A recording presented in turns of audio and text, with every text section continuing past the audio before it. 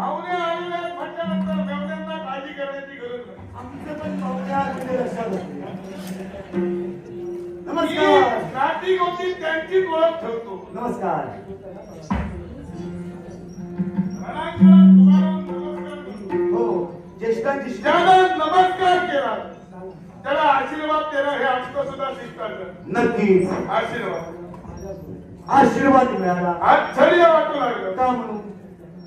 युद्धाचे 12 दिवस मागे लोटले. हा. कौरव पांडवांचा महायुद्ध चालू आहे. होय. आजपर्यंत समगतीने युद्ध चालू होतं. हा.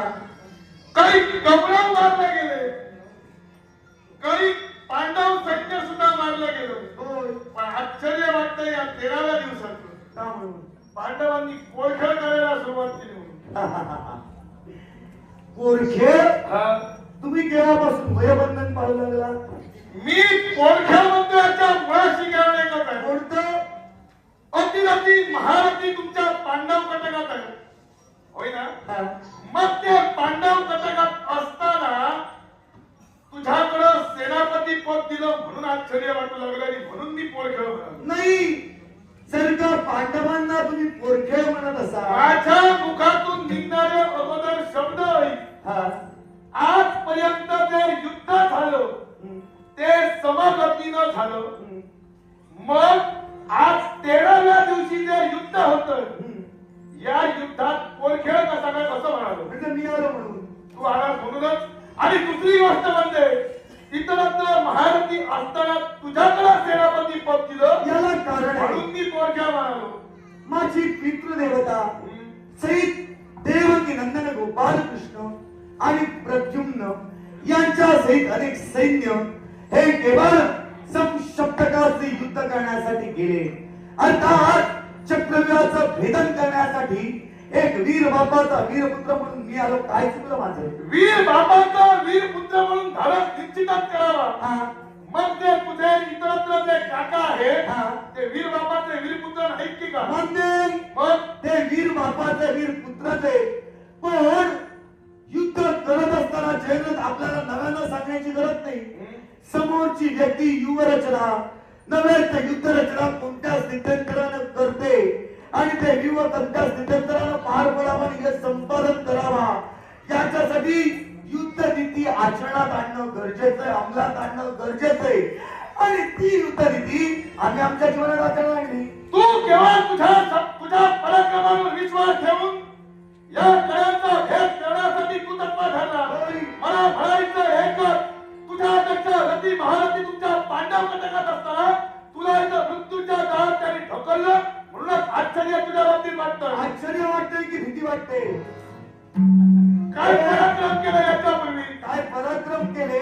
तुझ्याकडून मला भीती वाटतं याच्यापूर्वी काय असे दिवे लावले ऐकूया. नाही, मी दिवे लावले म्हणून तुम्ही आता उजेडात आला. कसे काय? मग ऐका. ऐक मन्यू, हा. तू दिवे लावलेस म्हणून मी उजेडात आलो. हो. कसं काय स्पष्ट कर. नक्कीच हा? यांचे पुत्र.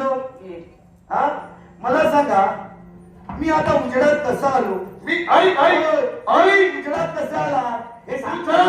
मी उजेडात कसा आलो तेवढं ऐकायचं. याच्या पूर्वी या 12 दिवसात हा. तुम्ही कोणाकोणाशी युद्ध केला? मी उजेडात कसा आलो हे ते सांगतो, ते युद्ध सांगतो. मी काही जणांबरोबर केलं. हा. युद्ध काही जणांबरोबर केलं. तुझ्यामुळे मी उजेडात कसा आलो एवढंच ऐकायचंय मला. मग ऐका. हा. सांप्रतच्या परिस्थितीत या महाभारतीय युद्धात केवळ हा अभिमन्यूच अशा अवस्थेत आहे की माझ्या सम्मुख तुम्ही एक योद्धे म्हणून उभे ठाकला आणि यावेळी थेट इतरत्र कुणाचा विचार न करता हा अभिमन्यू तुमच्या नेत्रासमोर उभा आहे म्हणून म्हणालो. हे उत्तर झालं की सर्व म्हणजे मी तुला काय विचारलं? काय हो? तुझ्या मुखातून ऐक, तुझ्या मुखातून शब्द बाहेर पडले. माझ्यामुळे तुम्ही उजेडात आला होय. याचं स्पष्टीकरण मी तुला हेच विचारलं. म्हणालो. का? याच्या पूर्वी हे महाभारतीय युद्ध याच्या पूर्वी जे जे तुमचे अतिरथी महारथी होते त्यांच्या बरोबर द्वंद्व खेळणे असं म्हणायचं की ना? कोणाशी केला? कुणाशी केलं म्हणजे तुझ्या बापाशी युद्ध केलं. केव्हा? केव्हा? केव्हा? 12 दिवस होतास कुठे? मी होतो. मग तू होतास तर युद्ध खेळणे असं कसं म्हणतोय? मग सांगा असा कोणता दिवस महत्वाचं आहे त्याच्यामुळे तुम्ही उजाळात आलात त्या मला प्रसंगाची आठवण करून द्या. मग तुझ्यामुळे मी कसा उजेडात आलो ते पहिल्यांदा का?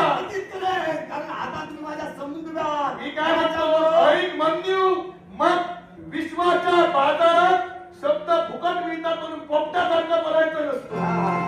आपण काय बोलतोय आणि कुणासमोर बोलतोय असं भान असायला हवं. केवळ तू आज समरांगणी आला याच्यापूर्वी जे युद्ध सुरू आहे त्या युद्धात तू पराक्रम सुद्धा दाखविले. याचा अर्थ सिंधुराय जयद्रथ तुझ्यामुळे उजेडात आला हे शब्द आधी माघारी घे. शब्द माघारी घेणार नाही. आता तुम्ही काय म्हणाला शब्दावर तुम्ही चालता. शब्दावर मी चालतो. आपण कोण?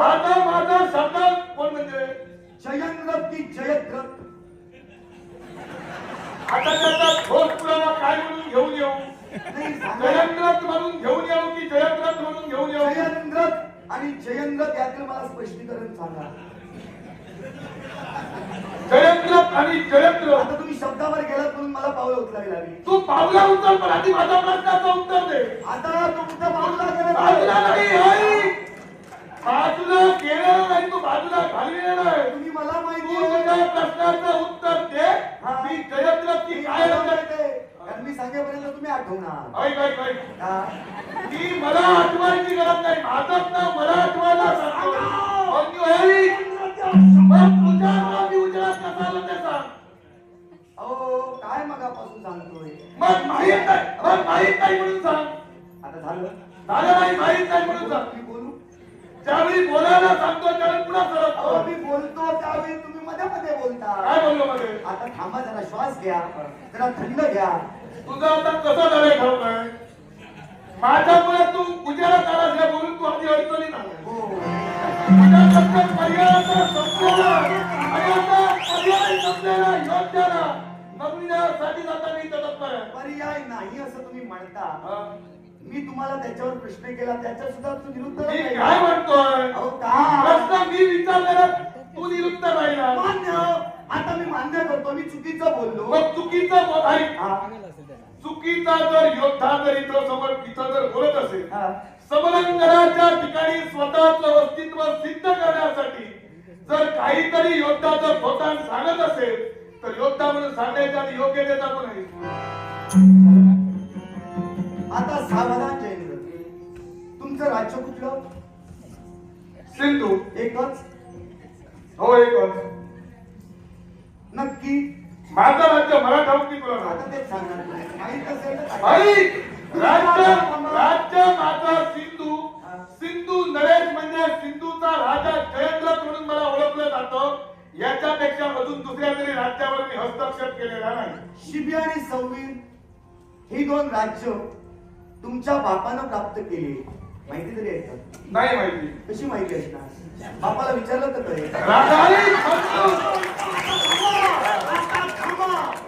प्रथम मला जयेंद्र आणि जयद्रथ या दोन शब्दाचे अर्थ सांगा आणि पुढे चला. माझ्या बापात ऐक. माझ्या बापानं माझं नाव जयद्रथ असं ठेवलं. शब्दाचा अर्थ जयद्रथ शब्दाचा अर्थ आवाज आहे मला. माझ्या बापानं त्यावेळी नाव ठेवलं जयद्रथ. आता बापानं ते का ठेवलं हे बापाला विचारायला हवं. दुसरी गोष्ट जयद्रथ हे नाव माझ्या बापानं मला का ठेवलं तर केवळ रथाचं सारथ्य कर्म करताना केवळ रथ हाकताना अशा पद्धतीनं वेगवान गतीनं रथ हाकतो आणि त्या रथाची केवळ गतिमान फिरून एका भव्य मैदानावर तो रथ त्याच गतीनं फिरवीत असताना सारे अश्व एका पायावर उभी करण्याची हिंमत आणि धमक ज्याच्या अंगी तो जयद्रथ. याच्यापेक्षा तुझ्याकडे काय करणार असेल तर तुझा. तुम्ही जयद्रथाचा अर्थ सांगितला की जयद्रथ या शब्दाचा अर्थ सांगितला. म्हणजे पुढे चालूया. तुला नेमकं काय ऐकायला आलं ते सांग. नाही नाही तुम्ही काय सांगितलं? आता कसं झालं ठाऊक नाही आता तुम्ही बाजू मारू नका. उगाच मुद्द्याचा नाही. मी जो इथं आलोय तो बाजू मांडण्यासाठी आलो. बाजू मारणारा तर मी नव्हे. मग बाजू मारणारा तर मी ज्याला नव्हे. ज्याला आपल्या बापानं कोणती राज्य जिंकली हे माहित नाही त्याच्याबद्दल वीर म्हणून सांगू नये. आई बापाच्या जीवावर जगणारा मी नव्हे. तुम्ही बापाची आणि कुणाकुणाची मोठेपणा सांगा. बापाच्या मी जीवावर ऐक, जगा. मी माझ्या स्वतःच्या कर्तृत्वाला जगतोय. हो. मी बाकीच्यांची ओळख ठेवून मी माझं अस्तित्व सिद्ध करत नाही. म्हणजे मी माझ्या स्वतःच्या पायावर खंबीरपणे उभा हो. आहे. मी इतरांची तुमच्या बरोबर ओळख ठेवून अस्तित्व निर्माण करत नाही. म्हणजे आम्ही ओळख सांगतो हा. असं तुम्हाला म्हणायचं म्हणायचं काय येतं कोणाशी त्याच्यासाठी करा. बापानं आजोबानं काहीतरी दिवे लावले पाहिजे. अरे कोणी लावले बापानं नसतील. आजोबानं दिवे लावण्यापेक्षा त्या दिवे लावलेले तू निरंतर पेटत ठेव. हे मी तेवढं आता तू शिकण्याची गरज नाही. रणांगणाच्या ठिकाणी इकडं फुकट गेला. कोण फुकट गेला आता फुकट कोण जाणार ते तुला दाखवतो. आता सुरुवात केली याचे परिणाम काय होतील ते लक्षात ठेव. ऐक, मी परिणामांची चिंता करणारा मी नव्हे. हा. परिणाम काही होऊ दे. मग जयंत हा? अशी कोणती तीन तत्व धर्मतत्व पुराशी कवटाळून या विश्वाच्या ठिकाणी तुम्ही पदग्रहण करतात. धर्मतत्व म्हणजे तुला आता नेमकं काय म्हणायचं ते मला कळणार कसं. नाही मी धर्मतत्व म्हणालो. आता तुला कळत नसेल तर राजा म्हणून बरोबर तू सांगू नको. ऐक, मी राजा म्हणून सांगू नको. मी सिंधू नरेश राजाच आहे.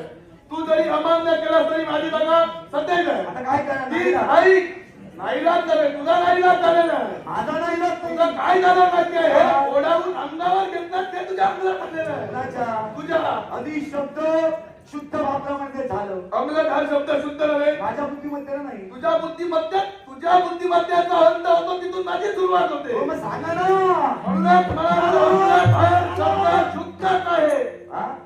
तुला जर का कळत नसेल, हा. तुझी बुद्धिमत्ता माझ्या बुद्धिमत्तेप्रमाणे पोचत नसेल, हा. युद्ध करूया आणि मोकळे होऊया. एक काम कर. तू काय म्हणालास तुझी बुद्धिमत्ता समतेतून तुमची सुरू होते. मग मी तुम्हाला आता प्रश्न काय केला होता की केवळ अशी कोणती तीन धर्मतत्व आहे जी जीवनात आचरणात आणून या विश्वात पदक्रांत करतात. ज्याला धर्मतत्वाचा अर्थ कळत नाही तो माझ्या बुद्धिमत्तेच्या पुढे. तुम्ही धर्म जाणता, तुम्ही धर्माचे, कोण धर्माचा आहे? तुम्ही धर्माचे काय? मी म्हणालो कुठे? मग तुम्ही धर्माचं जन्म दुसऱ्याला छानपण का शिकवता? मग तिथं छानपण तू आहे का? स्वतःच्या धर्माचं नसतील दुसऱ्याला सांगण्याचा अधिकार पोचत नाही. एक लक्षात ठेवा. हा लक्षात ठेव, नीट सांगायचं. मी नीट सांगतो तुमच्या एकट्याची बुद्धिमत्ता नाही. तुझी सांगाई आत्महत्या पटण्यासारखं आहे म्हणून बोलावं ते लागतं. तुमचं कसं झालंय? माझं कसंही होऊ दे. तुमचा अतिरेक झालाय तुमच्या अहंकाराचा. ऐक, आता एक मला लक्षात ऐक, ठेवा. ऐक. लक्षात ठेवा. ऐकून घ्या तुमचं एक हा, बरं सांग, मी लक्षात ठेवतो, सांग. एक लक्षात ठेवा. ते काय असेल अहंकार नक्कीच असावा, स्वाभिमान असावा, अभिमान असावा, पण अति आत्मनाशाला कारणीभूत ठरू नये एवढं मात्र लक्षात ठेवा. हे बघ, तुझे हे पोरगे ऐकण्यासाठी मी इथं आलो. बरोबर आहे. मी सिंधुराज राजा जयंद्रच आहे. काय करावं काय करू नये, कुणाचे सल्ले घ्यावे, कुणाचं ऐकावं याच्यासाठी मी सिद्ध आहे. ज्या रणांगणावर मी उभा आहे तुझ्या सारख्या प्रत्येकाला चित्त